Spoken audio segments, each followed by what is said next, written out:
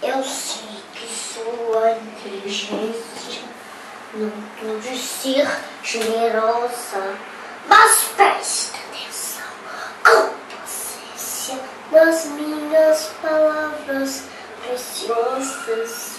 Quem presta atenção se concentra, pois quero deixar muito graças. Então, quando ele sai ou quando entra, e a razão para ficarem contentes, prepare-se para ter uma vida sensacional.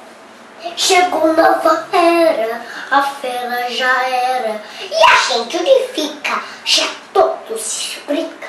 Por sua presença terão recompensa por quando roubar o meu trono.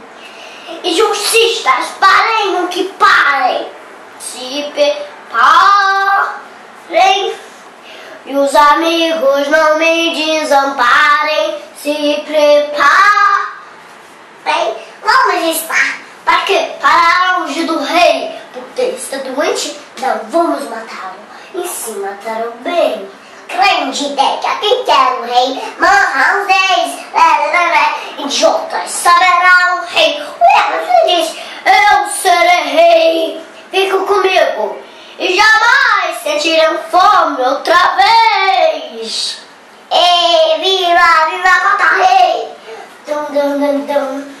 Um rei é um bom camarada, e o povo de sempre é uma praga. Vocês que serão mais amados farão tudo que eu tramar, farão tudo que eu pregar.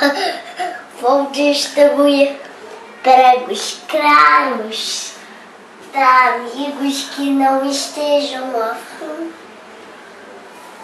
mas quero deixar muito claro. Oh, não vou comer nada sem mim.